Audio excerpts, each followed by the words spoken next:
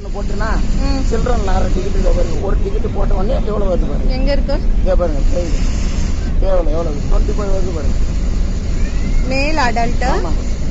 நீங்க ஏன் மேல் போடுறீங்க? ஃபீமேல் தானே ஆக்சுவலா. ஃபீமேல்னு போடுங்க. அதுல ஏதாவது சேஞ்சஸ் வருமா? நீங்க ஃபீமேல் அடல்ட் ஃபீமேல் சைல்டு போடுங்க சார். உங்களுக்கு ஆப்ஷன் இருக்குல்ல, நீங்க அந்த ஆப்ஷனை போடுங்களா. நீங்க அதை மாத்துங்க. நான் என்ன மேலா? அப்புறம் நான் ஃபீமேல் தானே. நீங்க ஃபீமேல் போடுங்க, ஃபீமேல் அடல்ட் போடுங்க. நீங்க எனக்கு இப்ப எல்லாத்தையும் காமிக்கிறீங்கல்ல, அதை சேஞ்ச் பண்ணி காமிங்க.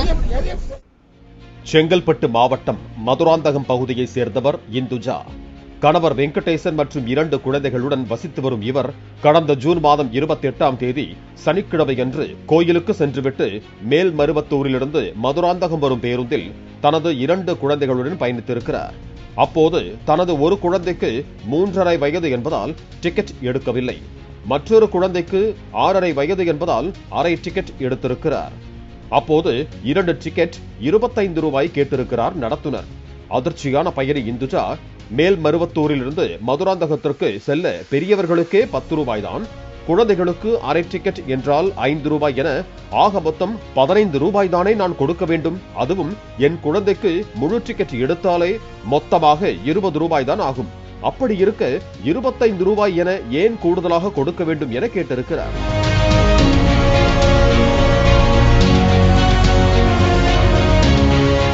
அதற்கு நடத்துனரோ, நான் என்னமா செய்யறது, குழந்தைக்கான அரை டிக்கெட் பட்டனை அமுக்கினா 15 ரூபாய் தானே காண்பிக்கிறது, நீங்களே பாருங்க என கூறி பயணச்சீட்டு எந்திரத்தையும் காண்பித்திருக்கிறார். அப்போது பயணி இந்துஜாவோ, ஃபீமேல் அடல்ட் பட்டனை ஏன் பிரஸ் பண்ணீங்க, நான் என்ன ஆனா, ஒருவேளை நீங்க மாற்றி பிரஸ் செய்ததால் இப்படி ஏதாவது வருகிறதா எனவும் வாக்குவாதத்தில் ஈடுபட்டார். ஆனால் பிரச்சனை ஆண் பெண் என மாற்றி பிரஸ் செய்தது அல்ல, பயணச்சீட்டு எந்திரத்தில் உள்ள கோளாறுதான் காரணம் என்பதை விளக்கியுள்ளார் நடத்துனர். அதுவும் இது தற்காலிக பிரச்சனை அல்ல, தொடர்ந்து இது போன்றே அரை டிக்கெட் வாங்க வேண்டிய குழந்தைகளுக்கு கூடுதல் கட்டணத்துடன் வசூலிப்பதாக பயணிகள் மத்தியில் குற்றச்சாட்டுகள் எழுந்துள்ளன. ஃபீமேல் ஒன்னு இருக்குல்ல, அதை சேஞ்ச் பண்ணுங்க. ஒரு டிக்கெட் மனசுனா ஊர் கேக்குறாங்க, ஒன்னு போட்டா இதுல ஒரு டிக்கெட் நீங்க ஃபீமேல் கீழ போடுங்க சார். ஒன்னு போட்டுமா சார், உங்களுக்கு புரியுதா இல்லையா? இங்க ஃபீமேல் அடல்ட்னு இருக்குல்ல, ஃபீமேல் அடல்ட் செகண்ட் ஆப்ஷன் இருக்குல்ல, அதை டச் பண்ணுங்க. நீங்க ஏன் மேல் அடல்ட் டச் பண்றீங்க? கீழே ஃபீமேல் அடல்ட் இருக்கு, நீங்க அதை டச் பண்ணுங்க.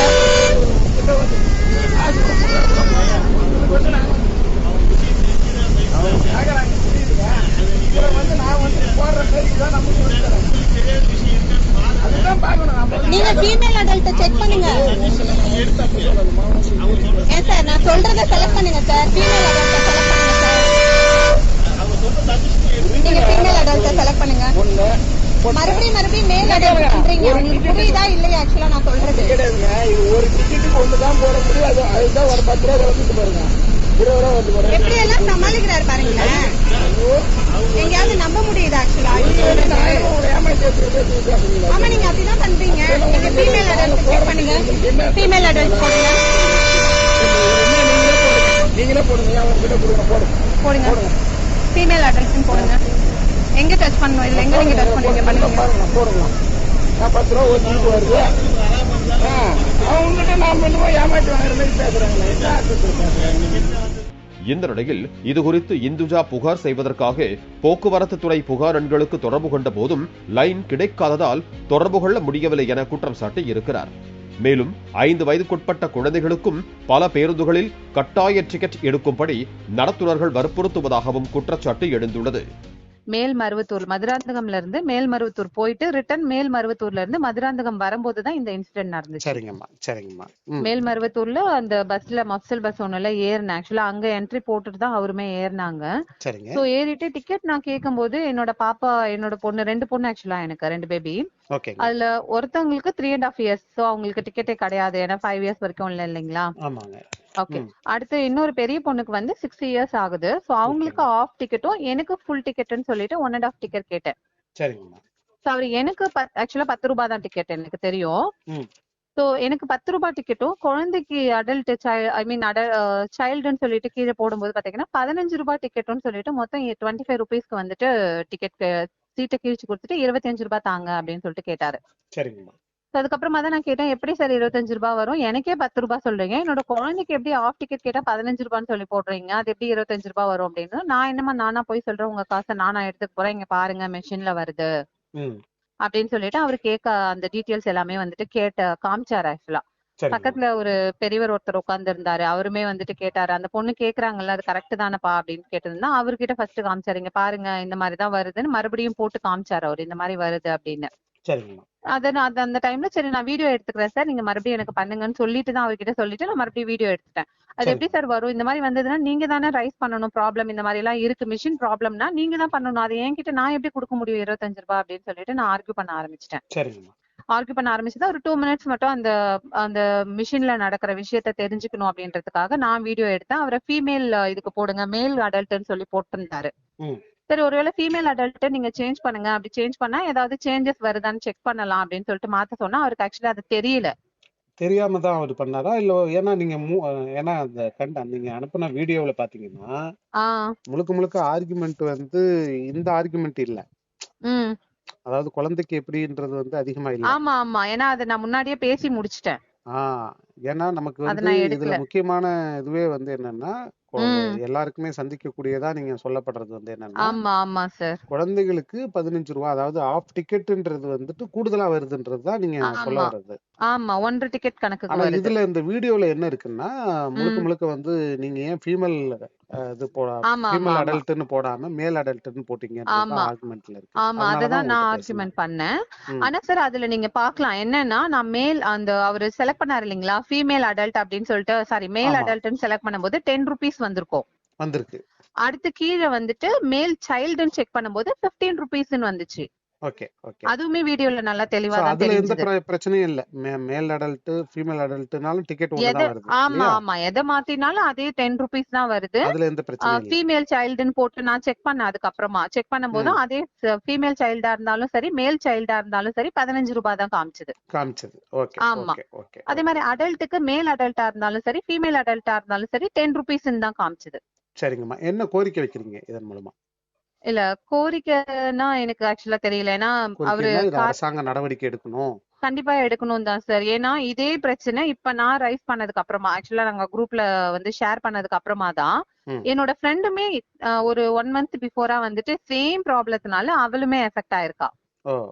அவ இப்பதான் சொல்றா, அவங்களுமே வந்து இத வந்து போயிட்டு புகார் சொல்றேன்னு சொல்லிட்டு நார்மலா ஒரு ஜெனரலா ஒரு மனு எழுதி கொடுத்திருக்காங்க. அதுக்கு அப்புறமா டெப்போல போயிட்டு அவரோட கண்டக்டரோட டீடைல்ஸ் எல்லாம் வாங்கி கலெக்ட் பண்ணி அவங்க கிட்டத்தட்ட ரொம்ப நாளா அலைஞ்சிருக்காரு அவரோட ஹஸ்பண்ட். இது இப்போ நேத்து தான் எனக்கு அவ கால் பண்ணி நான் இந்த மெசேஜ் வெளியில சொல்லும்போது சேம் டிட்டோ சார், இதே மாதிரி தான். ஆனா பிரைஸ் மட்டும் சேஞ்சஸ் நடந்திருக்கு சார். அவங்களுக்கு வந்து டிக்கெட்டோட பிரைஸ் ரேட் வந்து 8 rupees இருந்துச்சு, ஆனா குழந்தைக்கு வந்து 12 rupees, அடல்ட்டுக்கு 8, குழந்தைக்கு 12, 13 அப்படின்ற மாதிரி போட்டிருந்திருக்காங்க. சோ இது என்னன்னு கேட்டதுக்கு, இந்த கண்டக்டராவது பரவாயில்ல, நான் என்னமா பண்ண முடியும், நான் அதுதாமா வருது எனக்கு, நான் என்ன பண்றது, நானா உங்க காசை எடுத்துக்க பாத்துக்கிறேன் அப்படின்ற மாதிரி கொஞ்சம் சாஃப்டா தான் பேசினாரு. பட் என் ஃப்ரெண்டுக்கு நடந்த இன்சிடென்ட்ல கண்டக்டர் வந்து ரொம்ப ரூடா பேசியிருக்காரு. இப்படிதான் வருது, நான் என்ன பண்ண முடியும், நீங்க எங்க வேணா போய் பாத்துக்கோங்க, நான் எதுவும் பண்ண முடியாது அப்படின்ற மாதிரி கொஞ்சம் ரூடா பேசுனதுக்கு அப்புறமா தான் என் ஃப்ரெண்டோட ஹஸ்பண்ட் கொஞ்சம் டென்ஷன் ஆகி, சரி நான் கண்டிப்பா இதை வந்து கன்சியூமர் கோர்ட் வரைக்கும் கொண்டு போறேன் அப்படின்னு சொல்லிட்டு இப்ப வரைக்கும் சில டீடைல்ஸ் எல்லாம் கலெக்ட் பண்ணி கண்டக்டரோட டீடைல்ஸ் பிளஸ் மனு எழுதுறது, இப்பதான் வந்து லாயரை மீட் பண்ணி. இதேபோல கள்ளக்குறிச்சி மாவட்டம் சகாய செல்வம் என்பவர் தனது குடும்பத்துடன் பேருந்தில் சென்ற போது குழந்தைக்கு அரை டிக்கெட் எடுத்த போது கூடுதல் கட்டணம் வசூலித்ததாக குற்றம் சாட்டி இருக்கிறார். மேலும் இதுகுறித்து சம்பந்தப்பட்ட அதிகாரிகளிடம் பேசிய போது அலட்சியமாக பதிலளித்ததாகவும் இதை சட்ட ரீதியாகவும் அணுகப் போவதாக கூறியுள்ளார். இதுகுறித்து தொடர்ந்து குற்றச்சாட்டுகள் எழுந்து வரும் நிலையில் போக்குவரத்து துறை அதிகாரிகள் நடவடிக்கை எடுக்க வேண்டும் என பொதுமக்கள் தரப்பில் கோரிக்கை எழுந்துள்ளது. மே மாசம் 19ஆம் தேதி சார். சரிங்க. அது காலையில ஆக்சுவலா மார்னிங் வந்து நாங்க என்ன பண்ணோம், ஃபேமிலியோட டிராவல் பண்ணிருந்தோம். கோட்டையில இருந்து தியாகதுருவம். எங்க இருந்து? கள்ளக்குறிச்சி மாவட்டம் எலவானூர் கோட்டை சொல்லுவாங்க. ஏ கோட்டை, சாட்டா ஏ கோட்டைன்னு சொல்லுவாங்க. ஏ கோட்டையில இருந்து துருவத்துக்கு தியாகதுருகம். சரிங்க. அங்க டிராவல் பண்ணிட்டு இருந்தோம் சார். ஓகே. பெரியவங்க டிக்கெட் 4 டிக்கெட் எடுத்தேன். ஓகே. குழந்தைக்கு ஆஃப் டிக்கெட், அதாவது ஆக்சுவலா 4.5 வயசு தான் குழந்தைக்கு. ஒரு டிக்கெட் எவ்வளவு சார்? பெரியவங்களுக்கு வந்துட்டு 12 ரூபாய் சார். 12 ரூபாய். Okay sir. குழந்தைக்கு வந்துட்டு 15 ரூபாய் டிக்கெட் போட்டாங்க. 15 ரூபா போட்டாங்க. ஆமா ஆமா 6 சார். ரூபா ஆஃப் வர டிக்கெட் வேண்டியது நானே தான். 6 ரூபா ஆமா வர 4.5. வேண்டியது 15 ரூபா போட்டாங்க. ஆமா ஆமா.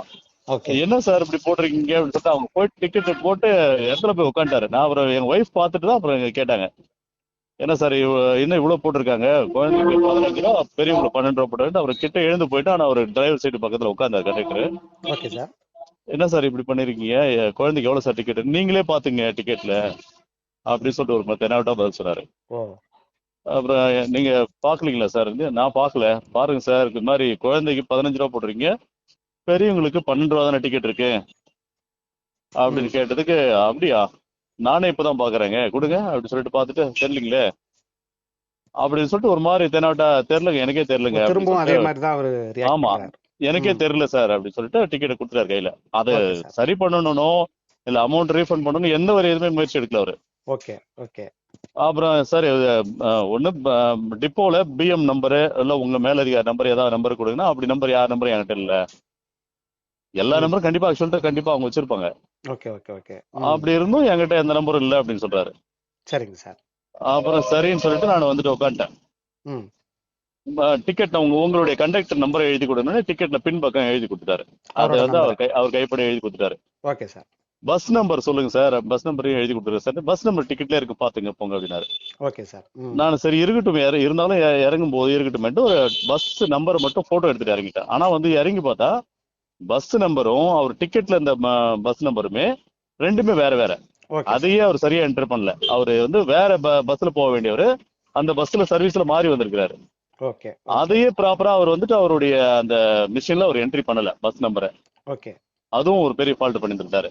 Okay sir. அப்புறம் நான் மறுநாள் வந்துட்டு டிப்போல கள்ளக்குறிச்சி டிப்போ 2 அங்க போயிட்டு கேட்டதுக்கு அப்புறம் அங்க உள்ள டிப்போ அதிகாரி இன்சார்ஜ் இருக்கிறவர் போய் கேட்டதுக்கு, சொல்லுங்க சார் என்ன நடந்தது அப்படின்னு சொல்லி கேட்டது, இது மாதிரி சார் ஆஃப் டிக்கெட் இவ்வளவு போட்டிருக்கேன், ஃபுல் டிக்கெட் இவ்வளவுதான், நான் அதுக்கு ஃபுல் டிக்கெட்டே வராதுன்னு சொன்னா ஃபுல் டிக்கெட்டோட பே பண்ணி இல்ல சார் அவருக்கு தெரியாது ஆக்சுவலா அப்படின்னாரு. சார் தெரியாதுன்னா அதை எஜுகேட் பண்ண வேண்டியது யாரு சார், அவர் வந்து புதுசு, அவருக்கு தெரியாது, லைனுக்கு தெரியாது அவரு.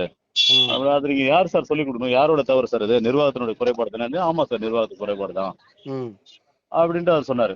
சார் இப்ப என்ன சார் இது வழியை சொல்லுங்க சார்னா, நான் தான் சொல்லிட்டு இருக்கேன்ல அவன் தவறாயிடுச்சு போயிடுச்சு, நீங்க என்ன பண்றப்போ எங்க போய் பாக்குறீங்களோ பாத்துங்க போங்க அப்படின்னு கோவமா பேசிட்டாரு அப்படின்னு அவர் ஒரு மாதிரி தெனாவட்டா பதில் சொன்னாரு. பிளே ஸ்டோர் மற்றும் ஆப் ஸ்டோரில் இருந்து பாலிமர் செயலியை QR கோடு மூலம் பதிவிறக்கம் செய்யுங்கள். செய்திகளை உடனுக்குடன் பெறுங்கள்.